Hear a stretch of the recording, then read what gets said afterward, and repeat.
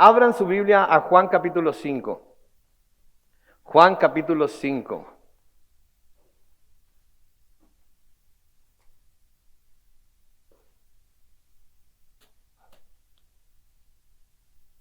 Juan capítulo 5, en donde seguimos nuestro estudio versículo a versículo por el Evangelio según San Juan. ¿Ya lo encontraron?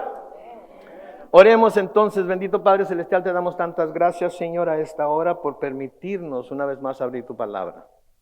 Al recordar, Señor, que en un día como hoy, tú saliste de la tumba después de 3 días, después de haber sido crucificado, torturado, después de haber sido confirmado muerto. Tú resucitaste, volviste a la vida, te apareciste a tus discípulos y ascendiste al cielo y prometiste que un día ibas a volver por ellos y por ende también por aquellos que creyeran en la palabra que ellos iban a predicar. Señor, nosotros hemos creído y esperamos tu regreso en cualquier momento. Y quisiéramos que fuera hoy, pero Señor, sabemos que esas son cosas que están en tus manos y solamente en ellas, y tú vas a decidir cuándo eso va a ser. Por lo tanto, te damos gracias que nos hayas esperado a nosotros hasta que nosotros llegamos a poner nuestra fe y esperanza en ti. Te pedimos que hagas lo mismo por nuestros familiares que aún no creen, por nuestras amistades que todavía están en peligro de ser condenados al infierno, Señor. Te pedimos por todos aquellos que pudieran estar entre nosotros o viéndonos por Facebook Live ahorita, que todavía no han doblado la rodilla delante del Rey de Reyes y el Señor de Señores. Abrir tu palabra, te pedimos que nos sigas instruyendo a través del Evangelio de Juan, en este capítulo en el que hemos visto tanto acerca de tu carácter, tanto acerca de las cosas que tú haces, puedes y sigues haciendo, Señor, por aquellos que obedecen tu palabra. Si es que nos encomendamos a ti en el nombre glorioso de Cristo Jesús. Y la iglesia dice: amén. Muy bien, Juan capítulo 5, hoy vamos a seguir nuestro estudio a partir del versículo 11. Y debemos recordar que después de que Jesucristo pasó por Samaria, después de una corta visita a Cafarnaúm en Galilea, ahora Jesús y sus discípulos están dirigiendo a Jerusalén a celebrar una de las fiestas especiales de los judíos. Ahí el Señor, si ustedes se acuerdan, lo vimos la semana pasada, atendió a otra de esas citas divinas que a menudo el Señor pone en el camino de aquellos que van buscando hacer su voluntad, de aquellos que van buscando responder al llamado de llevar el mensaje del Evangelio a toda criatura. Al entrar en Jerusalén llegan a una puerta, por así decirlo, que se llamaba Betesda, en donde ponían a muchos enfermos porque se tenía la creencia. Y como les dije la semana pasada, esto no quiere decir que Dios haya estado en ello o que sigue pasando, aunque mucha gente cree en cosas como estas. Tenemos que tener mucho cuidado en cómo las vemos, cómo las examinamos y cómo las interpretamos. Pero se creía que un ángel descendía de vez en cuando al estanque de Betesda y agitaba el agua. Y se creía que el primer enfermo que entrara en ese estanque bajaba el agua y quedaba completamente sano de cualquier enfermedad que tuviera. En el versículo 6 del capítulo 5 de Juan se nos dice que cuando Jesús lo vio acostado a este hombre que estaba ahí paralítico, se enteró de que llevaba ya mucho tiempo así. Le dijo: ¿quieres ser sano? El enfermo le respondió: Señor, no tengo a nadie que me meta en el estanque cuando el agua se agita, y en lo que llego otro baja antes que yo. El hombre enfermo entonces hace lo que casi todos nosotros hacemos a menudo, lo que mucha gente hace a menudo, que limita la ayuda que Dios le puede dar a sus propias ideas de lo que Dios puede hacer, y no se atreve a creer que Dios puede y o quiere hacer más de lo que su mente puede concebir. A veces no tenemos por qué, nos dice las Escrituras, porque no pedimos. Y a veces no tenemos porque pedimos, pero pedimos mal.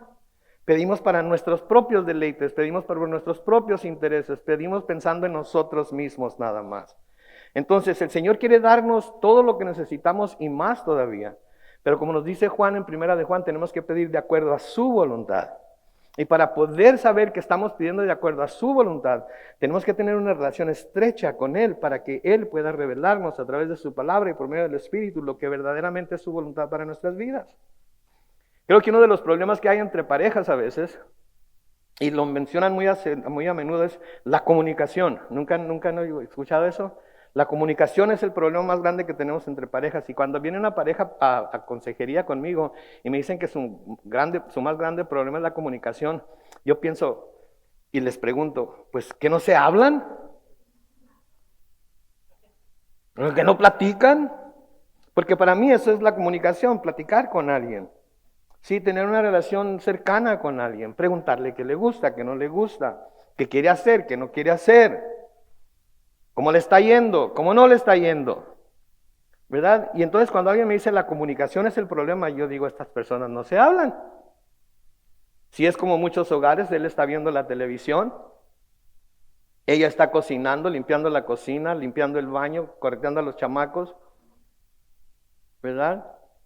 Y no hay tiempo para hablarse. Mis hermanos, si la relación matrimonial es así, si la relación matrimonial necesita ese tipo de comunicación, ¿cuánto más importante creen que es nuestra comunicación con nuestro Señor Jesucristo? Por medio del Espíritu. Para que podamos saber cuál es su voluntad y podamos pedir de acuerdo a su voluntad y poder recibir lo que estamos pidiendo.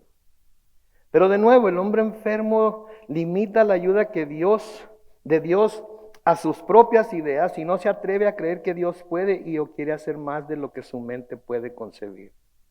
Yo tengo una imaginación muy activa y yo puedo concebir grandes cosas. Y a menudo concibo algo grande y se lo pido a Dios y Dios no me lo da. Y luego me pongo a meditar en por qué Dios no me lo dio. Y llego a la conclusión, después de examinarme yo mismo, que lo que estaba pidiéndolo egoístamente. Estaba pidiéndolo porque me iba de alguna manera a beneficiar a mí y no estaba viendo si esto iba a beneficiar a los demás o no. Y voy a ser honesto con ustedes, pero no les vayan a decir a nadie más, ¿ok? En ese momento ni me importaba. Lo único que me importaba era yo recibir lo que yo quería. Y si somos honestos, yo creo que muchas de las cosas que no recibimos nos vamos a dar cuenta que es porque son cosas que pedimos en nuestro egoísmo. Porque todo se trata de mí. Todo se trata de mí. ¿Sí? Pablo nos dice, y no lo van a poner en la pantalla, en el libro de Efesios, en el capítulo 3, que el Señor es poderoso para hacer que todas las cosas excedan a lo que pedimos o entendemos según el poder que actúa en nosotros. ¿Escucharon eso? El Señor es poderoso para hacer todas las cosas, todas las cosas excedan a lo que pedimos o entendemos según el poder que actúa en nosotros. Pero tiene que ser que pidamos cosas de acuerdo a su voluntad. Y para saber si es su voluntad, tenemos que tener esa comunicación íntima, esa comunicación constante, a través de la palabra, por medio del Espíritu, en el nombre de Cristo. Claramente este paralítico creo que quería ser sanado, ¿sí? Pero no lo iba a poder lograr si alguien no le ayudaba. Necesitaba la ayuda. Si necesitaba ayuda para que alguien lo moviera y lo pusiera en el estanque, creyendo que si alguien lo ponía en el estanque, iba a poder ser sanado. Pero no iba a poder suceder si alguien no le ayudaba. Y aunque era el día de reposo, y lo que Jesús iba a hacer, y lo que le diría al paralítico que hiciera, estaba prohibido hacerse en el día de reposo, de acuerdo a los líderes religiosos, o los judíos, como se les llama aquí. Jesús se dio a la tarea de ayudarle y sanarlo. Gloria a Dios cuando el Señor se dio a la tarea de venir a la tierra en forma humana para morir clavado en esa cruz que recordamos la semana pasada, para redimirnos a nosotros y perdonarnos por nuestros pecados. Porque nosotros nunca nos hubiéramos podido salvar a nosotros mismos. Nosotros no nos podemos salvar a nosotros mismos.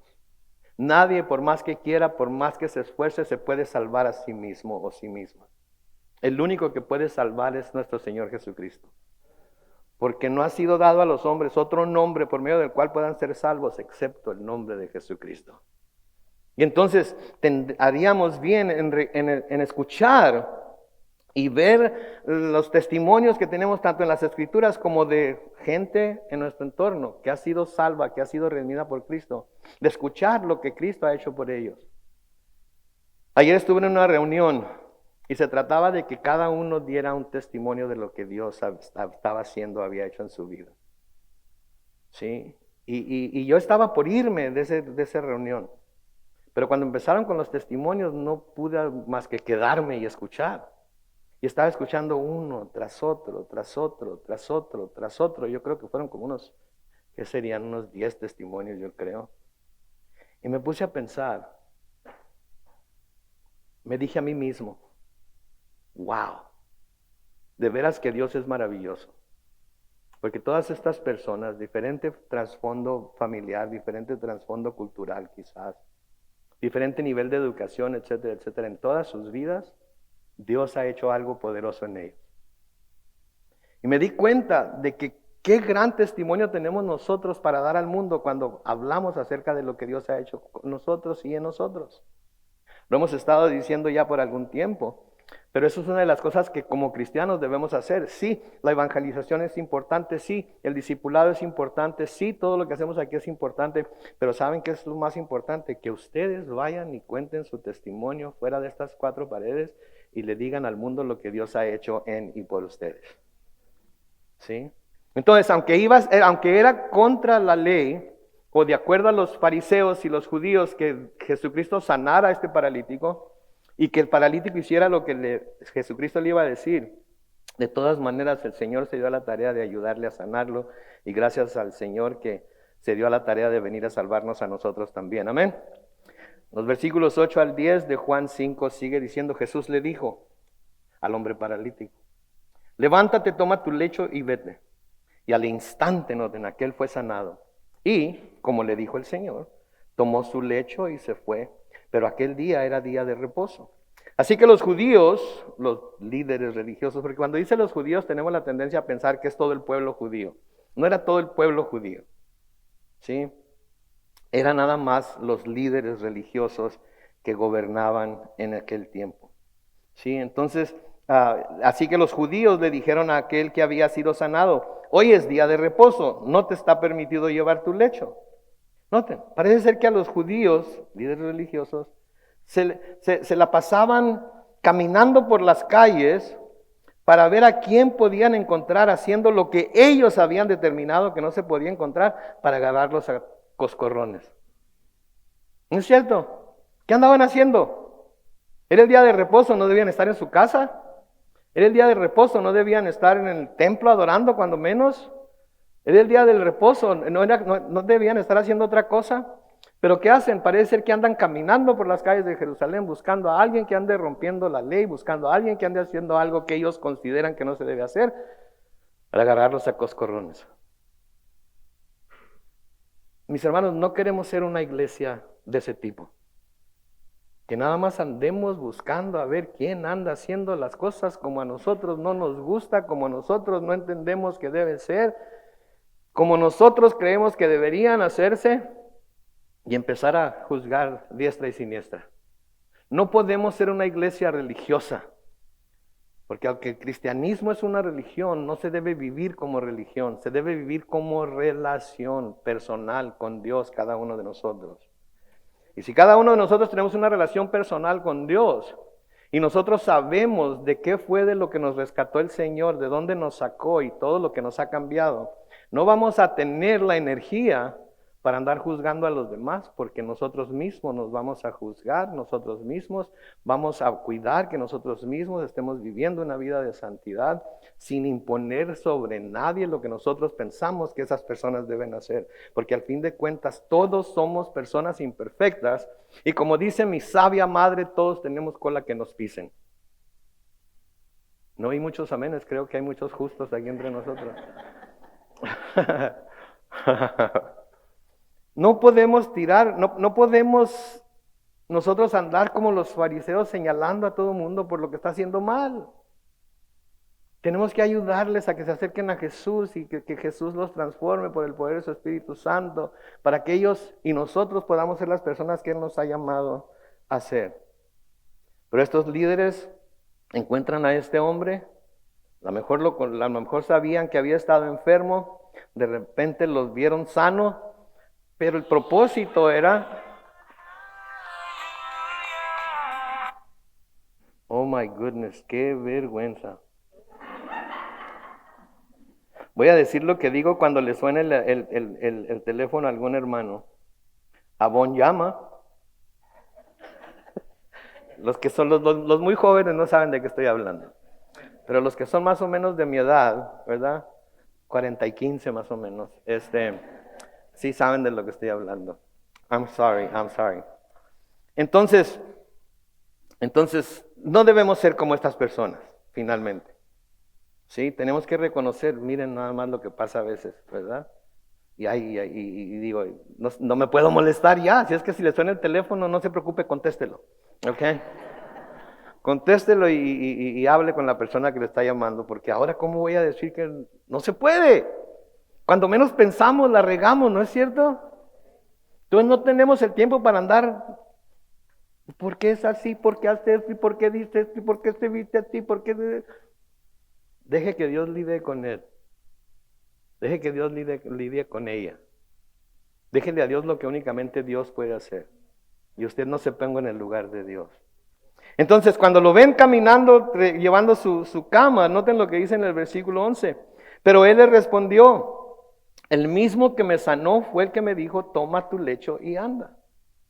¿Que no sabes que es ilícito que cargues tu cama en el día de reposo?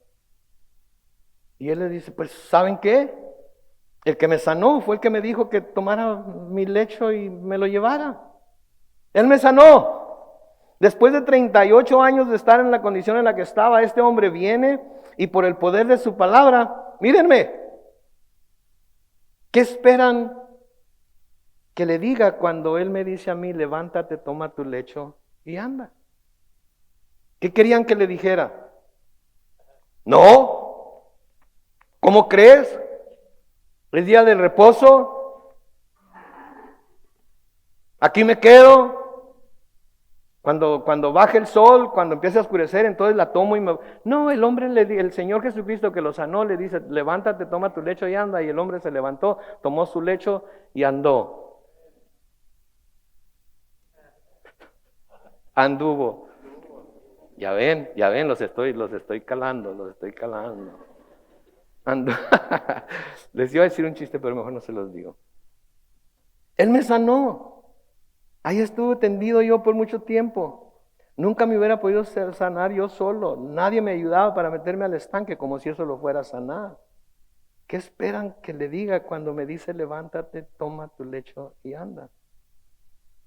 Me imagino que el hombre paralítico ha de haber pensado, si tuvo la autoridad para sanarme en el día de reposo, sin duda tiene la autoridad para decirme que tome mi lecho y me vaya. Sí, sin duda tiene la autoridad para decirme en el día de reposo que yo tome mi lecho y me vaya, porque tuvo el poder para sanarme. ¿Sí? ¿Se acuerdan en un pasaje en donde los discípulos van caminando entre el trigo y empiezan a cortar trigo y empiezan a espigar los granos de trigo para comer, y los fariseos los ven y le dicen al Señor Jesucristo, ¿por qué tus discípulos rompen la ley? Están haciendo lo que no se debe hacer, porque ellos consideraban tomar algunos granos de trigo y frotarlos para quitarles la cáscara y comérselos, lo consideraban como cosechar. Están cosechando y no deberían estar cosechando en el día de reposo. Así de extrema es la gente religiosa. Así de extrema es la gente religiosa. Sí, entonces los fariseos le reprochan que esto estaba pasando y que esto estaba prohibido en el día de reposo. Y en Marcos capítulo 2, los versículos 27 y 28, noten lo que dice ahí. También les dijo, el día de reposo se hizo por causa del género humano y no el género humano por causa del día del reposo. En otras palabras, el día de reposo se hizo para beneficio del ser humano, pero no el ser humano para beneficio del día de reposo. Y luego noten lo que dice el versículo 28. De modo que el Hijo del Hombre es también, ¿qué? Señor del día de reposo. O sea que Jesús tenía la autoridad para decirle a este hombre que tomara su cama y se fuera, sin importar lo que los judíos dijeran. Y pudieran decir una persona religiosa, pero le está diciendo a este hombre, le está permitiendo quebrantar la ley. No levanten la mano, pero ¿cuántos hemos quebrantado la ley de Dios en esta última semana? Y no me digan cuál ley, porque estoy seguro que son varias. ¿Y qué hizo el Señor Jesucristo? ¿Nos castigó? ¿Nos golpeó? No. Nos mostró misericordia. Por eso el Señor dice, misericordia quiero y no sacrificio. Si ustedes supieran lo que esto quiere decir, entonces no acusarían a los inocentes de estar haciendo cosas malas. Porque estos hombres no están haciendo nada malo, están haciendo algo malo de acuerdo a su interpretación de lo que la ley dice, pero no de acuerdo con Dios.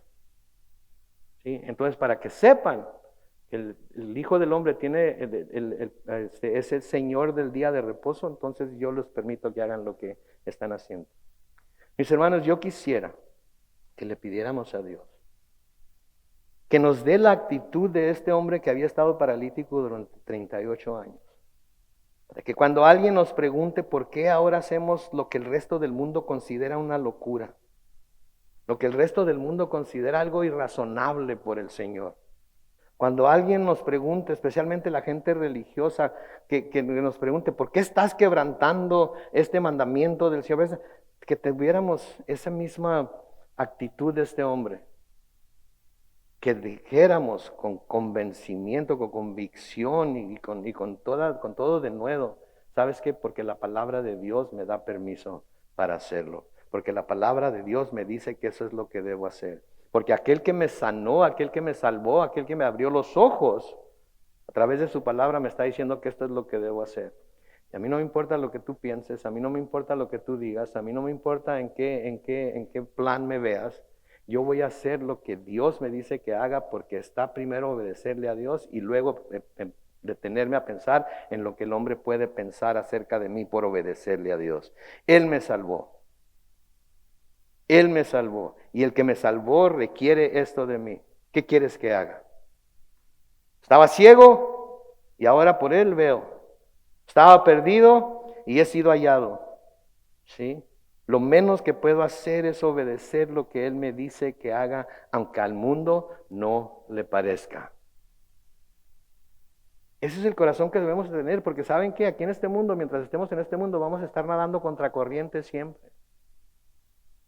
En nuestro trabajo, en la escuela, en algunos casos en el propio hogar, vamos a estar nadando contra la corriente. Pero debemos ser fuertes en el Señor y pedirle que diariamente nos llene de su Espíritu Santo para poder nadar, seguir nadando firmemente en contra de esa corriente. Porque si no, la corriente nos va a querer arrastrar. Entonces, que tuviéramos el corazón de este hombre. Yo no sé, ¿sí? Pero él me dijo que me levantara, tomara mi lecho y anduviera, y heme aquí. En el versículo 12, noten lo que dice. Entonces le preguntaron, ¿y quién fue el que te dijo, toma tu lecho y anda? Ok, ahora ya van a cambiar la atención del que va andando y ahora quieren saber quién es el que le dijo que anduviera y levantara su lecho. De alguna manera tienen que encontrar un culpable. De alguna manera tienen que encontrar a alguien, entre comillas, a quien crucificar. De alguna manera tienen que encontrar a alguien que les ayude a satisfacer su deseo de hacer que la ley se cumpla como ellos creen que se debe cumplir. De imponer su voluntad sobre la gente.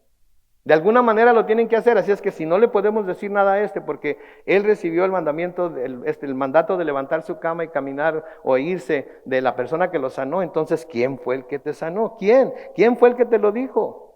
De nuevo, no les importó que el hombre había sido sanado, lo que les importaba era que alguien le había dicho que tomara su lecho y se fuera durante el día de reposo. Ese era el problema. No la ayuda que había recibido este hombre, sino que para ellos estaba haciendo algo malo. Ahora, en el versículo 13, noten lo que dice. Pero el que había sido sanado no sabía quién lo había sanado, pues Jesús se había apartado de la gente que estaba en aquel lugar. Entonces este hombre ni siquiera se fijó en el rostro de Jesucristo, ni siquiera se fijó a qué se parecía, cómo andaba vestido, ni nada de eso. ¿Por qué? Porque había sido sanado. Y su gozo era que ahora podía caminar después de 38 años de no poder hacerlo. Entonces Jesús lo salvó, pero él no prestó atención a ello porque Jesús vino a responder a una necesidad que él tenía. Y también creo que es digno de notar que Jesús, cuando hacía sus milagros de sanidad, no se quedaba en el lugar a cantar sus propias victorias o a hablar de sus logros. ¿Se fijan? No establecía una carpa, una tienda, una escuela de sanidad para enseñarles cómo sanar. Cuando profetizaba, no establecía una escuela para profetas para enseñarles a profetizar. Sí, cuando hacía algún milagro, no establecía una escuela para enseñarle a todos. Nosotros tenemos el secreto para que sean para que hagan obras iguales a las de Jesús. No hacía eso, él se iba, ¿saben por qué? Porque él no quería nada de la gloria para él mismo. Lo que él hacía, lo hacía para la gloria de Dios. Y creo que esa es otra manera en la que nosotros debemos, esa es otra actitud que debemos de tener nosotros. Lo que hacemos en el hogar, lo que hacemos en el trabajo, lo que hacemos en la iglesia especialmente. No lo hacemos para recibir la gloria nosotros, lo hacemos para que la gloria la reciba el Señor. ¿Sí? Así es que todos los hermanos que vienen aquí temprano a ayudar a poner las sillas y los que están ahorita en el parque preparando, no lo están haciendo para nosotros necesariamente, aunque nosotros vamos a ser beneficiados. Lo están haciendo para que Dios sea exaltado. Lo está haciendo para que nosotros vayamos y les digamos, hermano Aurelio, gracias por lo que estás haciendo. Qué bárbaro, qué buen cocinero eres. Para la gloria de Dios. Le doy gracias a Dios por tu habilidad para cocinar. Le doy gracias a Dios por la habilidad de nuestros hermanos que acomodan sillas. Le doy gracias a Dios por nuestros hermanos que nos dirigen en alabanza, los que preparan la proyección, los que están ahí ahorita atrás trabajando, sudando, porque están pensando no vaya a pasar algo que no debe de pasar. Es para la gloria de Dios y nosotros tenemos que tener ese mismo corazón que tuvo Jesucristo. Versículo 14 dice, después Jesús lo encontró en el templo. Noten, Jesús lo encontró a él. Porque no lo andaba buscando. Lo que pasa es que el hombre andaba caminando como nunca había caminado. Me imagino que andaba calando ¿verdad? Las piernas, andaba, wow, qué chido me quedaron, ¿verdad? Qué bárbaro, ¿verdad? Y andaba caminando y de repente Jesús lo ve y le dijo, como puedes ver, has sido sanado. Así que no peques más para que no te sobrevenga algo peor. Noten lo que le dice el Señor Jesucristo aquí. Tenemos que tener cuidado en cómo leemos esto aquí, porque hay algo aquí que mucha gente le hace pensar, que las enfermedades son un castigo por el pecado. Mucha gente piensa que las enfermedades son un castigo por el pecado. Está enfermo, es que Dios la está castigando por algo que hizo. Está enfermo, es que no, si supieras cómo vive, si supieras lo que hizo, si supieras lo que... Dios lo está castigando. Inclusive cuando estaban más chavalillos, me imagino que en alguna ocasión le dijeron a alguno de sus amigos, te va a castigar Dios si no me das de tu paleta. y todavía a menudo tenemos esa tendencia de pensar que cuando algo malo sucede es porque la persona está en pecado. Y no es necesariamente cierto. ¿Sí? No es necesariamente cierto. Esto no quiere decir entonces que las enfermedades sean castigos por pecados cometidos, o que los que están enfermos lo están porque hay pecado en su vida. Eso no es lo que quiere decir. Pero lo que sí quiere decir es que quizás la enfermedad de la que este hombre estaba padeciendo y otras personas padecen, podría haber sido el resultado de la práctica de alguna conducta pecaminosa. Porque si practicamos el pecado, de las diferentes formas de pecado que hay, podemos adquirir enfermedades como resultado del pecado que estamos practicando, pero no como castigo de parte del Señor. Y con el favor de Dios, Él nos muestra misericordia y usa esa enfermedad para llevarnos a creer en Él, para llevarnos a buscar su ayuda, para llevarnos a doblar la rodilla delante de Él y reconocerlo como Señor. Por ejemplo, las personas que son alcohólicas o drogadictas y les da cirrosis del hígado o hepatitis A, B o C o cuantas letras haya, o les da SIDA. Esas enfermedades no son un castigo de parte de Dios por sus pecados, sino que en su mayoría son el resultado de su conducta pecaminosa. ¿Sí? Si alguien vive tomando todo el tiempo, se le va a enfermar el hígado. Eso es algo que está comprobado. Pero Dios no lo está castigando por su borrachera. El problema con el hígado es resultado de esa borrachera. O el que se contagia con SIDA o con alguna otra enfermedad de ese tipo. Dios no lo está castigando por su promiscuidad. Su promiscuidad está causando la enfermedad de la que está sufriendo. Entonces tenemos que tener mucho cuidado, porque si pensamos que Dios manda enfermedades por causa del pecado, muchos de nosotros nos la pasaríamos tendidos en la cama, enfermos en el hospital. Entonces no podemos tener esa mentalidad de que todo es el castigo de Dios. El castigo de Dios por el pecado va a venir al final de los tiempos, cuando estemos en su presencia y Él juzgue a todo mundo, buenos y malos, por lo que hayan hecho mientras estuvieron vivos. Ese es el castigo. Ese es el castigo.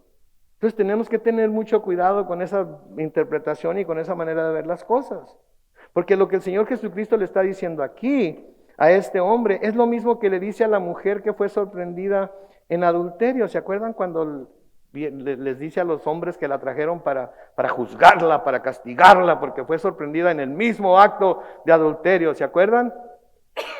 Moisés dice que a ese tipo de mujeres tenemos que apedrearlas. Y a ese tipo de hombres no. ¿En dónde dejaron al camarada? ¿Estaba cometiendo adulterio ella sola? Pero para que vean la hipocresía de la persona religiosa. ¿Qué les dijo el Señor? El que sea libre de pecado, que tire la primera piedra. ¿Y qué nos dicen las Escrituras? Que todos empezaron a irse uno por uno, uno por uno. Cuando se fueron, ¿qué le dijo el Señor Jesucristo a la mujer? ¿En dónde están los que te juzgaban? Se han ido, Señor. ¿Dónde están los que te condenaban? Se han ido, Señor. Entonces yo tampoco te condeno. Y luego le dice, ve y no peques más. Ve, eso es lo que el Señor nos dice a todos cuando nos salva, cuando nos perdona nuestro pecado. Es lo que nos dice, ve y no peques más. Ve y no peques más, porque tu pecado puede traer repercusiones a tu vida si sigues con eso. No porque Él nos vaya a castigar, simplemente porque el pecado trae ese tipo de resultados si no dejamos de practicarlo. Y tarde o temprano nuestro pecado va a ser descubierto. Y entonces sí, cuando el Señor decide que todo salga a la luz, entonces sí vamos a pasar por disciplinas bastante difíciles de soportar. Pero Él no saca nada a la luz si la persona va al Señor con un corazón contrito y humillado y se arrepiente. Así como David lo hizo. ¿Sí? En primera de Juan, capítulo 2, en el versículo 1, dice, hijitos míos, les escribo estas cosas ¿para qué? Para que no pequen. Les escribo estas cosas para que no pequen. Todo lo que está escrito en la Biblia, todo lo que nos trata de dar dirección, todo lo que nos trata de encaminar hacia el Señor, está ahí para que no pequemos. Pero luego noten la segunda parte. Si alguno ha pecado, tenemos un abogado ante el Padre, a Jesucristo el justo. Entonces, si alguno de nosotros ha pecado, ¿qué es lo que tenemos que hacer? Ir con nuestro abogado. ¿Alguna vez han visto los shows de televisión de policías cuando agarran a alguien cometiendo algún crimen? ¿Qué es lo primero que dicen? ¡Quiero a mi abogado! Ok, mi hermano, pues cuando tropecemos y caigamos, no importa qué tan grande o qué tan pequeño sea nuestro pecado, tenemos que clamar a Dios por nuestro abogado. ¿Y saben qué? En cuanto clamemos a Dios por nuestro abogado va a estar ahí enfrente de nosotros defendiéndonos delante de Dios. Pero también tenemos que decir otra cosa aquí, que el hecho de que estemos bajo la gracia, porque mucha gente cree que por estar bajo la gracia se puede pecar a diestra y siniestra y no hay ningún problema. Pero el hecho de que estemos bajo la gracia y no bajo la ley no nos da licencia para pecar. Al contrario, el hecho de que la gracia de Dios haya sido derramada sobre nosotros debe movernos a vivir una vida de santidad, obediencia y consagración a Dios.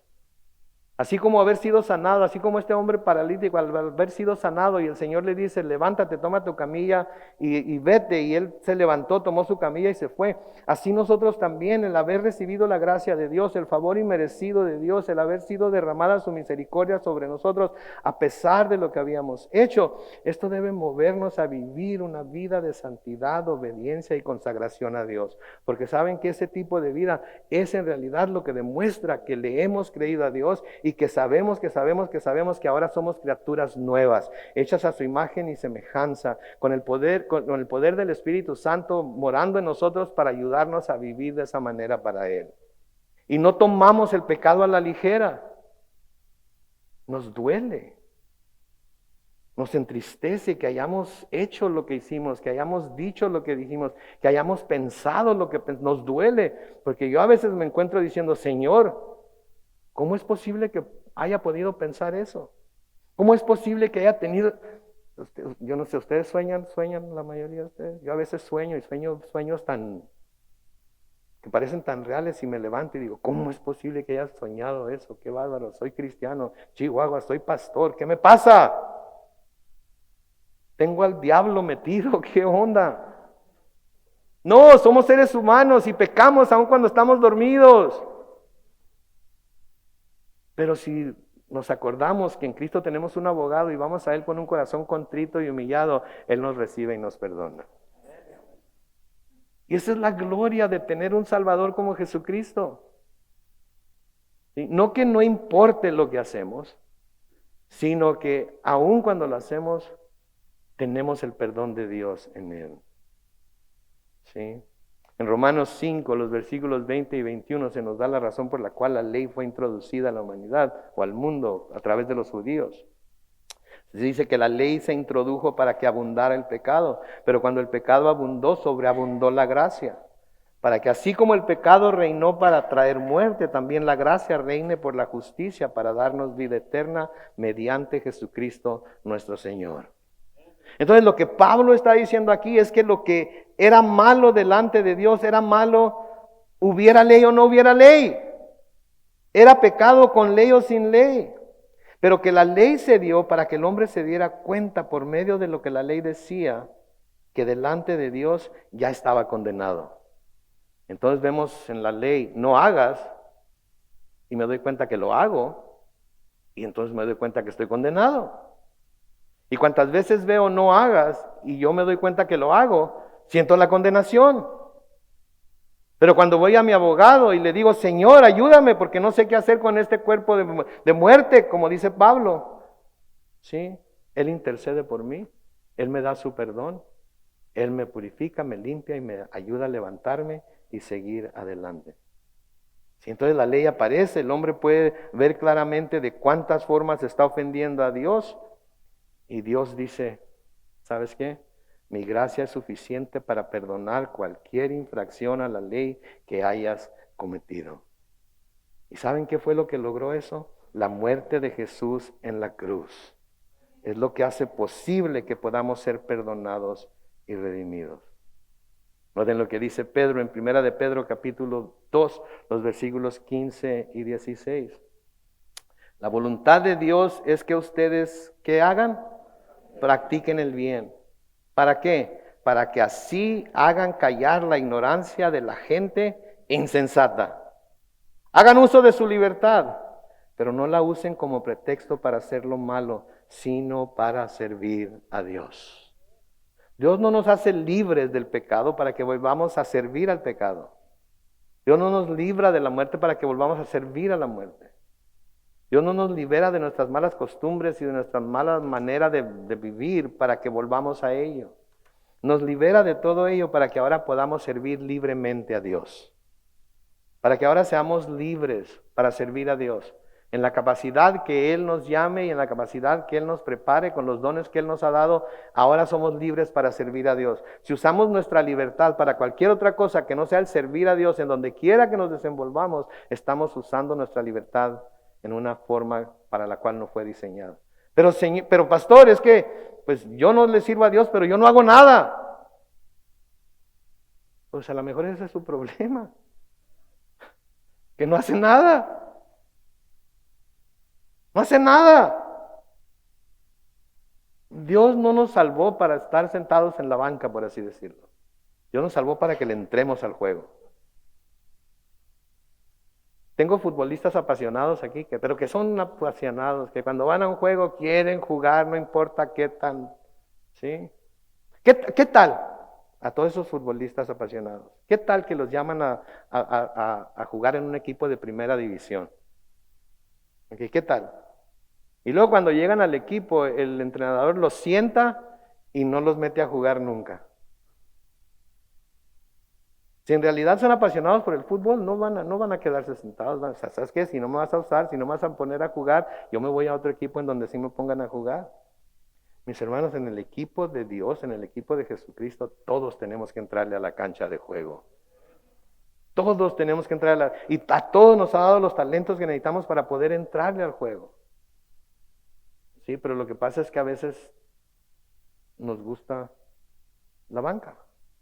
Pero acuérdense que la libertad que el Señor nos ha dado no nos ha dado esa libertad para hacer lo malo, sino para servir a Dios.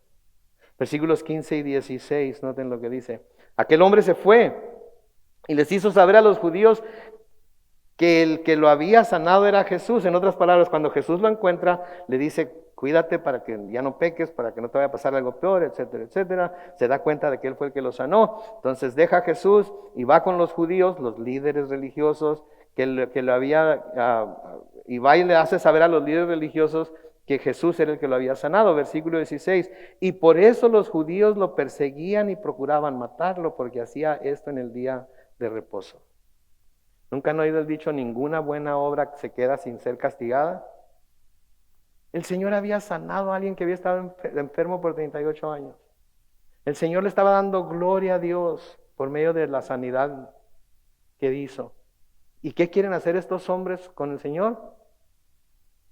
Matarlo. Matarlo. ¿Alguna vez han escuchado eso? Que alguien haga una buena obra y por su buena obra lo maten. Digo, en un lugar civilizado, ¿no? Hay muchos lugares en donde, dependiendo de la buena obra que hagas, sí lo... Pero noten, de nuevo, no les importaba absolutamente nada que un hombre que había estado enfermo durante 38 años hubiera sido milagrosamente sanado. Lo que les preocupaba era que si este hombre y los demás que habían visto el milagro comenzaban a darse cuenta de que la forma en la que ellos habían interpretado la ley del día de reposo estaba equivocada, iban a perder el control sobre aquellos que los veían como la autoridad religiosa. Y una autoridad religiosa no puede perder el respeto de aquellos que cuentan con ellos para decirles lo que tienen, deben o no tienen o deben de hacer. Porque en cuanto la gente abre los ojos acerca de lo que están diciendo, ¿qué es lo primero que hacen? Se quitan de encima esa autoridad. Yo por eso siempre les digo, lean las Escrituras, escudriñen las Escrituras, estudien la Biblia. Para que no tengan que confiar nada más en lo que yo les digo, sino para que comprueben que lo que les estoy diciendo es de acuerdo a las Escrituras. Porque yo no quiero la responsabilidad de decirles lo que deben hacer y lo que no deben hacer. Yo quiero decirles lo que las Escrituras dicen que debemos hacer y no debemos hacer. Pero luego que busquen la dirección de Dios, el poder del Espíritu Santo para poder hacer lo que las Escrituras dicen que debemos hacer. Sí, porque mientras el pueblo los viera de esta forma, como líderes religiosos, tendrían que forzosamente ir con ellos cuando necesitaban alguien que intercediera por ellos con Dios. Tenían forzosamente que ir con ellos y así tenían al pueblo bien controlado. Entonces, como lo querían matar porque había roto el día del reposo, lo perseguían para matarlo porque hacía esto en el día de reposo. Noten en el versículo 17, pero Jesús les respondió, hasta ahora mi Padre trabaja y yo también trabajo. Hasta ahora mi Padre trabaja y yo también trabajo. ¿Qué está diciendo? Que Dios está trabajando. Dios está trabajando ahorita. Dios está trabajando ahorita.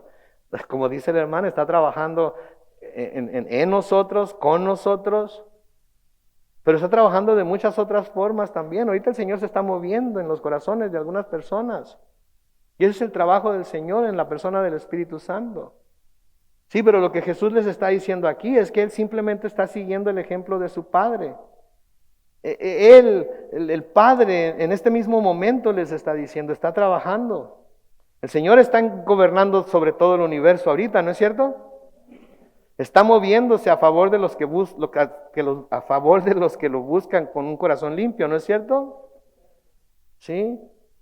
Él está buscando poner en nosotros, está trabajando para poner en nosotros el deseo de conocerle íntimamente y buscar hacer su voluntad, ¿no es cierto? Porque hay una lucha en nosotros. Yo quiero hacer la voluntad de Dios. Yo quiero hacer lo que el pastor dice. Yo quiero hacer lo que el pastor está diciendo que dice la Biblia. Pero hay una lucha en mí. Yo sé, la hay en todos nosotros. Pero tenemos a no quiero decir una fuerza, tenemos a una persona muy poderosa en nosotros, que es el Espíritu Santo de Dios. ¿Sí? Entonces Jesús lo único que está haciendo es seguir el ejemplo de su Padre. ¿Sí? Como hijo, Jesús podía ser menos que el Padre. Yo creo que él sabía que no. Y note que dice mi Padre, no el Padre. Note que dice hasta ahora mi Padre trabaja, no dice el Padre. Y porque dice mi Padre, noten lo que pasa en el versículo 18. Por esto los judíos con más ganas procuraban matarlo. ¿Notan eso? Con más ganas procuraban matarlo, porque no solo quebrantaba el día de reposo, uno en contra de él, según ellos, sino que además decía que Dios mismo era su Padre, con lo cual se hacía ¿qué? Igual a Dios. Con lo cual se hacía igual a Dios. ¿Sí? A Dios no se le conocía como Padre. Se le conocía como el Todopoderoso, se le conocía como el Omnipotente. Los judíos le llamaban el Dios vivo, le llamaban el Padre de la eternidad, pero nadie podía llamarlo Padre, porque al llamarlo Padre estaba diciendo que era igual que Él. Porque como dice el dicho, hijo de tigre, ¿eh? Las hermanas usan mucho eso, ¿verdad? ¿Cómo te pareces a tu padre? Qué bárbaro. Eres igualito que tu padre. Bueno, el Señor aquí está diciendo, ¿saben qué? Yo solamente puedo hacer lo que mi Padre hace. Sí, yo solamente puedo hacer lo que mi Padre hace. Y de nuevo lo querían matar porque decía que Dios mismo era su Padre y con eso estaba diciendo que era igual a Dios. Ahora, hay quienes dicen que Jesús nunca dijo que era Dios. No, Jesús nunca dijo que era Dios. En la Biblia nunca dijo que era Dios. Pero el hecho de que Jesús llamara a Dios su Padre era una tremenda blasfemia para los judíos. ¿Por qué? Porque ellos sabían que al hacerlo estaba diciendo que Él era igual a Dios. Lo que quiere decir que estaba diciendo que Él era Dios. Claramente, y una de las cosas que hemos estado viendo a través de todo nuestro estudio del Evangelio de Juan es que Jesucristo era Dios. Entonces, de nuevo, a Dios no se le conocía como Padre. Se le conocía con todos los otros nombres. ¿Sí? Pero sí se comparaba con un Padre. Y se compara con un Padre en las Escrituras. Por ejemplo, en el Salmo 68 y el versículo 5. Salmo 68 y el versículo 5. Dios es su santo templo. Dios en su santo templo es que Padre de los huérfanos y defensor de las viudas. No es padre de los huérfanos, pero se comporta como un padre, se comportaría con sus hijos. Entonces los que son huérfanos, son creyentes en Dios, buscan a Dios, Dios es su Padre. En el Salmo 103, los versículos 13 y 14, dice: el Señor se compadece de los que le honran con la misma compasión de ¿quién? Del Padre por sus hijos, pues Él sabe de qué estamos hechos. Él bien sabe que estamos hechos de polvo. Estamos hechos de polvo, y porque Él sabe que estamos hechos de polvo, Él se comporta con compasión como el Padre se comporta con sus hijos. Ahora, yo sé, algunos no tuvimos padre o tuvimos un padre medio estricto y que el compasivo no es un adjetivo que pudiéramos aplicarle, pero Dios sí es un Padre compasivo. Y gracias a Dios que lo podemos tener a Él, amén. En Proverbios capítulo 3, el versículo 12, el Señor corrige ¿a quién? Al que ama como lo hace el padre con su hijo amado. Entonces, padres, si aman a sus hijos, los van a corregir. No los van a agarrar a cintarazos. No los van a agarrar a golpes. No los van a jalonear del cabello. No van a abusar físicamente de ellos. Pero sí, con amor, paciencia y misericordia, van a corregirlos para que sean el tipo de persona que ustedes saben que deben ser. Entonces, para los judíos, el hecho de que Jesús o cualquier persona se llamara hijo de Dios estaba proclamando que era igual a, de la misma naturaleza que, la misma sustancia de la cual está formado Dios. Eso es lo que estaba diciendo, y para ellos esta era una blasfemia. Y ahora ya tenía 2 strikes en contra de él, ¿verdad? Una, estaba quebrantando la ley del día del reposo. Y 2, estaba diciendo que Dios era su Padre, lo que lo hacía igual al Padre. ¿Y cuál era la consecuencia de lo que estaba diciendo? Lo querían matar. Lo querían matar. ¿Sí? Entonces, para los judíos este hecho de que Jesús o cualquier persona llamara a Dios su Padre era decir que eran igual a Dios, y eso era una blasfemia para ellos. Pero el Señor Dios y el Señor Jesucristo se llamó a sí mismo Hijo de Dios, y el Señor, el Padre, también lo llamó Hijo. Por ejemplo, en Hebreos capítulo 1, los versículos 1 al 3. Hebreos capítulo 1, versículos 1 al 3. Dice: Dios, que muchas veces y de distintas maneras habló en otros tiempos a nuestros padres por medio de los profetas, versículo 2, en estos días finales nos ha hablado por medio de ¿quién? Del Hijo, a quien constituyó heredero de todo, y mediante el cual hizo el universo. Él es el resplandor de la gloria de Dios. Es la misma imagen, es la imagen misma de lo que Dios es. Él es quien sustenta todas las cosas con la palabra de su poder. Después de llevar a cabo la purificación de nuestros pecados por medio de sí mismo, se sentó a la derecha de la majestad en las alturas. Entonces, ¿a través de quién nos está hablando el Señor? A través del Hijo. Les digo una cosa, ya no necesitamos profetas, en el sentido de los profetas del Antiguo Testamento. Necesitamos predicadores, pero no profetas. No necesitamos que nos digan el futuro, porque ya el Señor Jesucristo vino y nos dijo cómo va a ser el futuro. Vino y nos dijo lo que va a pasar. Y todo lo que nos dijo que iba a pasar ha estado pasando de acuerdo a lo que Él dijo que iba a pasar. Quiere decir que lo que aún no pasa se va a llevar a cabo exactamente como Él dijo que iba a pasar. Entonces, en estos días finales nos ha hablado por medio del Hijo. Sí, nos ha hablado por medio del Hijo. Entonces, si en estos días finales el Señor nos ha hablado por medio del Hijo, ¿no sería buena idea escuchar lo que el Hijo tiene que decir? Yo creo que sería muy sabio escuchar lo que el Hijo tiene que decir.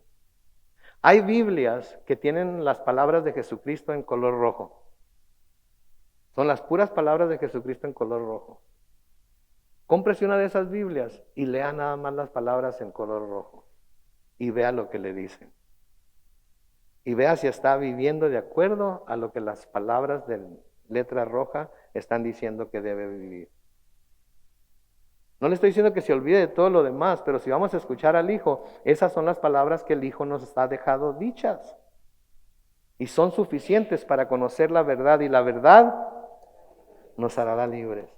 Pero no es sino hasta que Jesús viene al mundo para reconciliar al hombre con Dios, que la relación del Creador con sus criaturas puede a través de Cristo convertirse en una relación de padre e hijo. ¿Sabía usted? Porque nosotros antes de Cristo no éramos hijos de Dios. Éramos creación de Dios. Y sin Cristo, sin fe en Cristo, nadie es hijo de Dios. Contrario a lo que se cree, que todos somos hijos de Dios, no todos somos hijos de Dios. Nada más los que hemos puesto nuestra fe en Él, nada más los que hemos puesto nuestra esperanza en Cristo, somos hijos de Dios. ¿Sí? Somos hijos de Dios.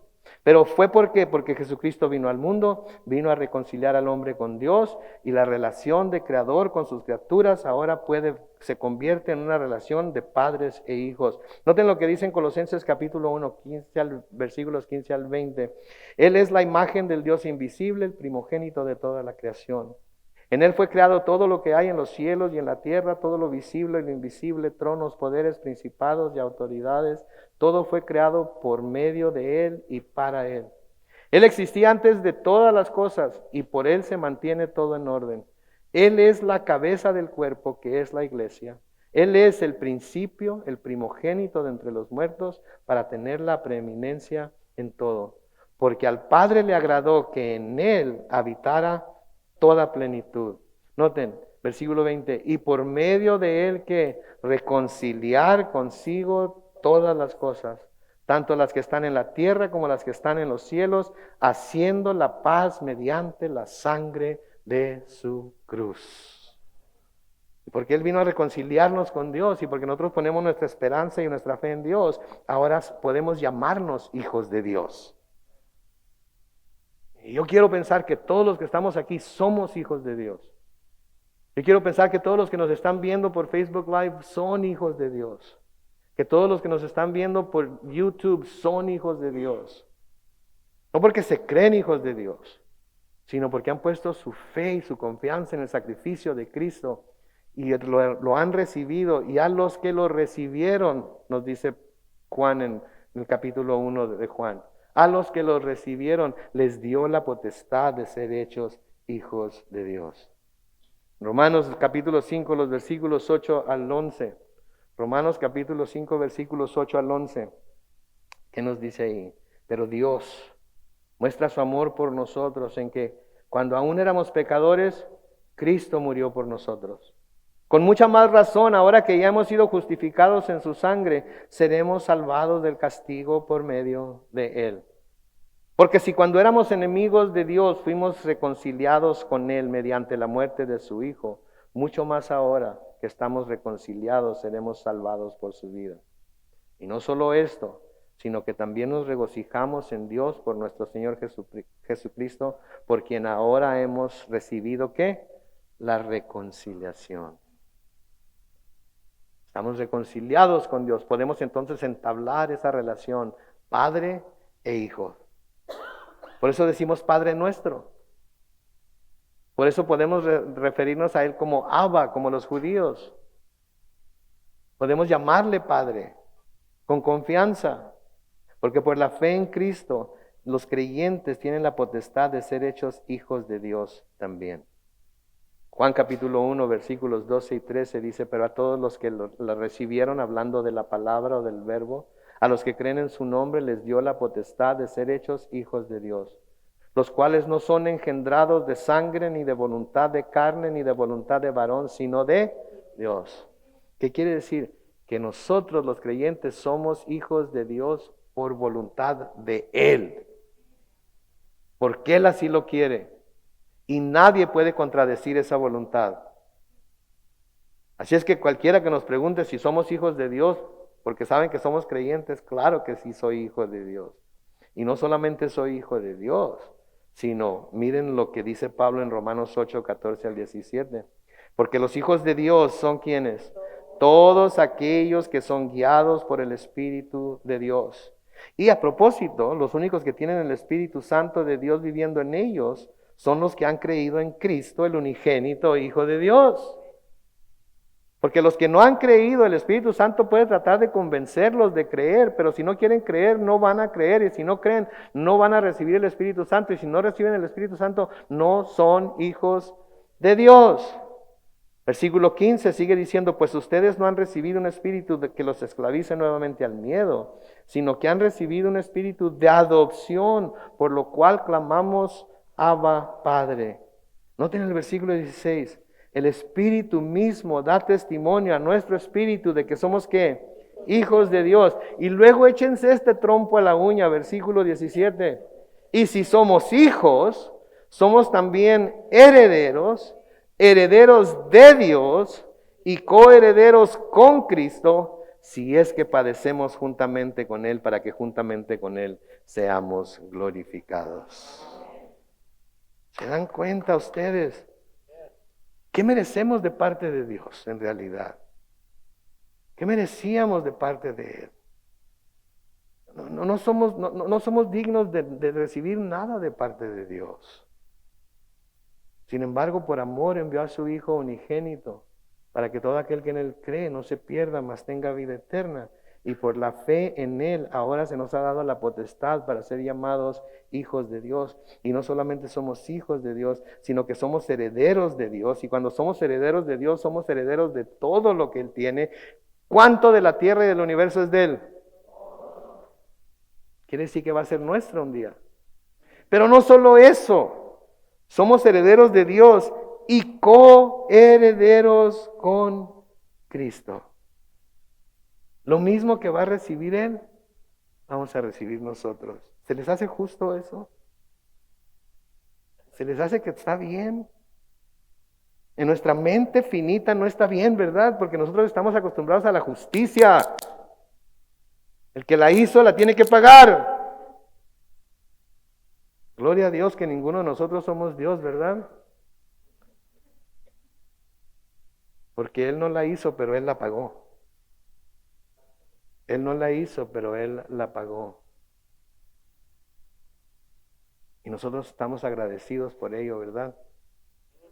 Estamos agradecidos con Él por lo que Él ha hecho. ¿Sí? Para terminar aquí, espero que el grupo de alabanza esté listo. Por ahí viene ahorita.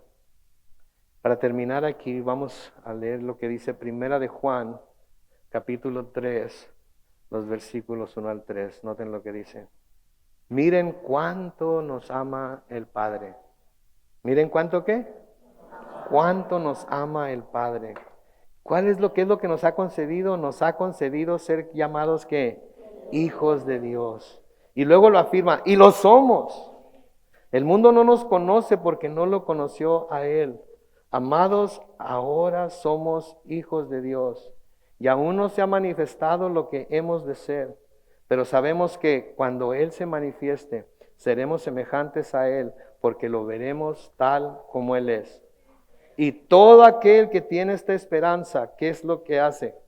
Se purifica a sí mismo, así como Él es puro.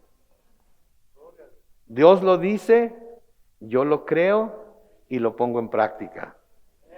¿Y por qué lo pongo en práctica? ¿Por qué lo pongo en práctica? Porque estoy agradecido con Él por lo que Jesucristo hizo por mí en la cruz.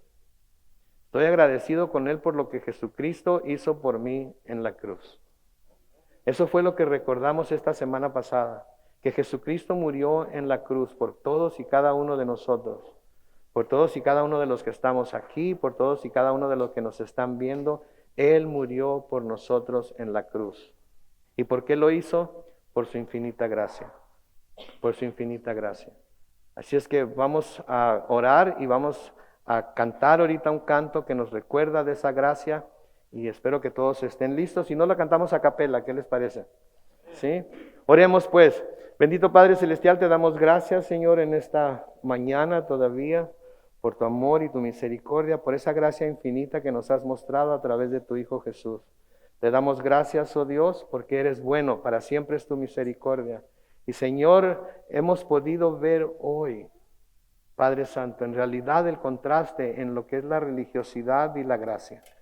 Te damos gracias, Señor, porque en tu gran sabiduría decidiste que no ibas a venir con reglas, que no ibas a venir con reglamentos, que no ibas a venir a imponer una ley que para el hombre era imposible cumplir, sino que con tu gracia y por tu gracia entregaste a tu Hijo Jesucristo como el pago que se necesitaba dar para pagar por nuestros pecados y salvarnos. Gracias por esa gracia, Señor. Gracias por la historia que estamos estudiando acerca de este hombre paralítico por 38 años. Gracias, Señor, porque sabemos que para ti no hay nada imposible. Gracias, Señor, porque podemos confiar en que tú vas a hacer las cosas a tu tiempo, en la forma en la que tú la vas a hacer, y los resultados van a ser siempre positivos. Gracias, Señor, por podernos llamar tus hijos. Gracias porque en otro tiempo no éramos hijos, pero ahora lo somos por nuestra fe en Jesús. Así es que, Padre Santo, nos encomendamos a ti. Te pedimos que nos sigas enseñando, que nos sigas ayudando, Señor, a comprender lo grande de esa gracia. Bendecimos tu nombre y lo hacemos en el nombre glorioso de Cristo Jesús. Y la iglesia dice...